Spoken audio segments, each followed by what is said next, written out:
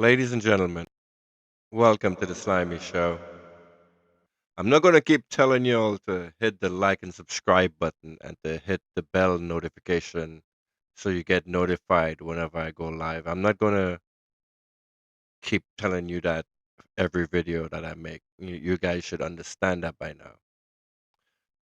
So listen up. It's been 1 year since this evil, wicked, unpatriot government has been in power. And on their first anniversary of the painful moment for this country, IShowSpeed showed up. Now, IShowSpeed came to Trinidad and UNC fumbled the ball. So, what exactly did we do? I wouldn't come out and say we fully embarrassed ourselves on a global stage again. Not quite. Outwardly, the visit went quite well. But from a national promotion and tourism standpoint, it was a dismal failure. And the question you must ask yourself after watching his stream with Trinidad and Tobago is, will a tourist watching this presentation want to come to Trinidad? Is doubles enough to make a person buy a plane ticket to come to Trinidad and Tobago? Was this presentation enough to plaster over the losing of our sovereignty and our country siding with everything Donald Trump does?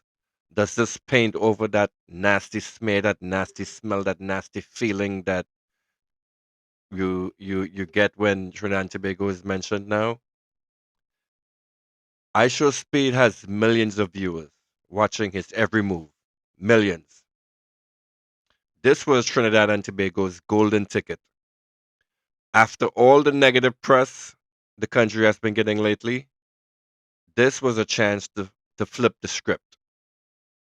This was a chance to show the world that Trinidad and Tobago is one of the most beautiful, vibrant, and rich countries on the planet. We could have shown him the Caroni Swamp with the scarlet ibis coming in at sunset, the Pitch Lake, one of the wonders of the world. What about Fort George and its panoramic view? The Royal Botanic Gardens, our historical heritage, our real culture, the multicultural mix that makes us unique. And yes, Tobago too, the tourist hotspot of our twin island nation, but Tobago was left completely out. Instead, what did the stream open with? Chat, we are here. We are here in Trinidad. Dad, baby. This is the start of the Caribbean tour. Spin up the W's. Let's turn up. Let's get right.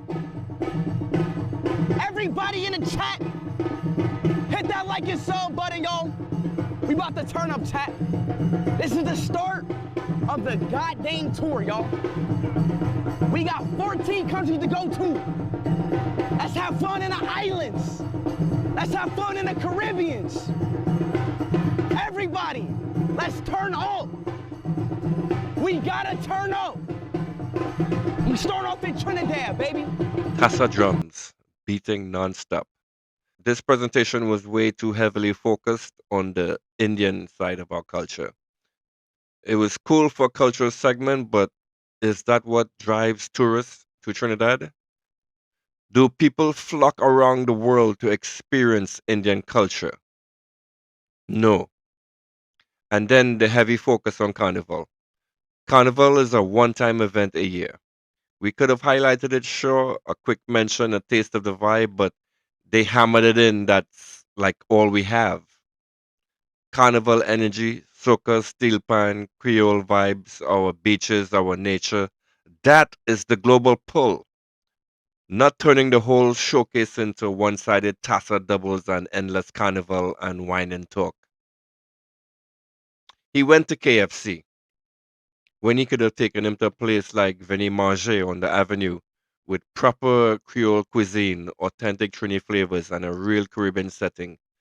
That is how you showcase our food and our culture, not American fast food. That's it. That's what we showed the world. And don't get me started on the pool party full of hoochie mamas trying to whine on him and making straight up sexual moves on camera. I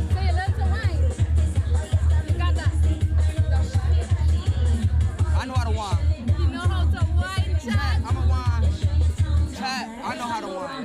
Oh my God! Holy guacamole! Trinidad! Oh my God. Chill, I'm gonna get a boner too.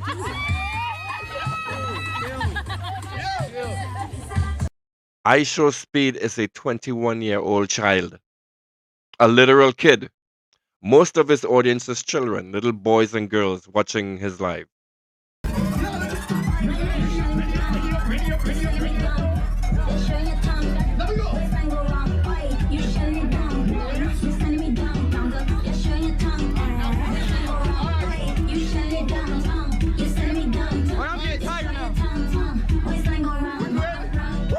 Having grown women flirting and grinding on him like that was straight up tacky, inappropriate, and embarrassing for the entire country.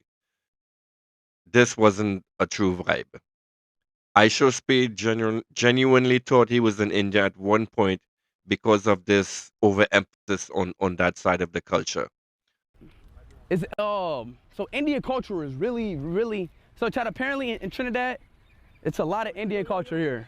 A worldwide audience tuning in, and our big showcase makes him confused about which country and the culture he's really supposed to be experiencing when he's in Trinidad. Chad, we in India? Wow. And let's not forget, IShowSpeed is sponsored by Expedia.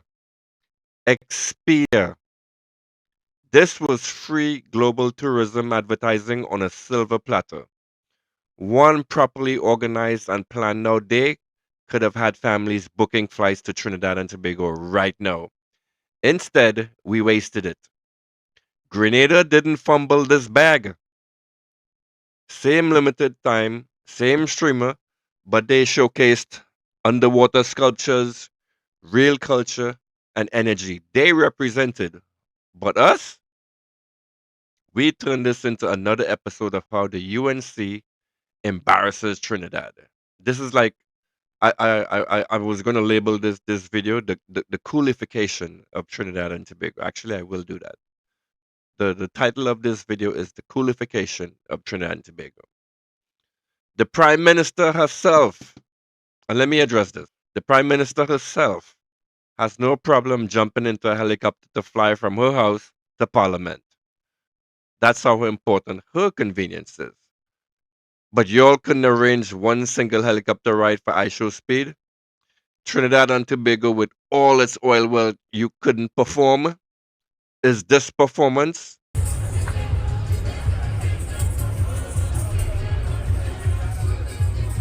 You got good feet. This is the performance you put up for IShowSpeed? Y'all keep singing this song about performance. Take the man up in the air, show him the pitch lake from above, the Caroni Swamp, the North Coast, Fort George Lookout. Give the world that breathtaking aerial view of Trinidad and Tobago. One helicopter flight could have done more for tourism than this whole disorganized mess. But instead, what y'all did was basically take the man from St. James right into town and circle around. You drive to South Key, come around Abercrombie Street, and basically drive around Port of Spain in circles. I hope they cleaned up the streets at least for this. You know, with the recent issues you guys were having in Trinidad and Tobago about P&M Corporation funding and all that stuff. I hope you're cleaned up. With one of the few African cultural displays you showed was stick fighting. So she's a fighter breeder, but she can fight a little bit too, yeah? Let's see what she got, because I see you talking to her, yeah?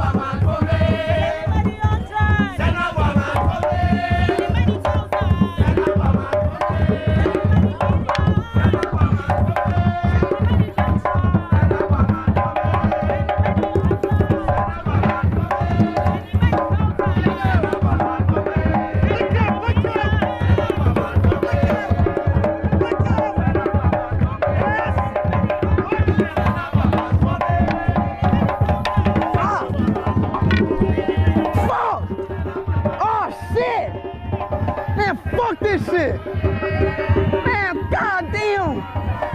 Ah.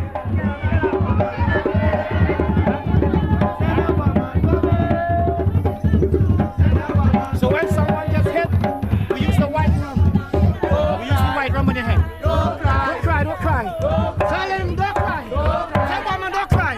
Tell me don't cry. Tell me don't cry. Don't cry. Don't cry. Woman don't cry.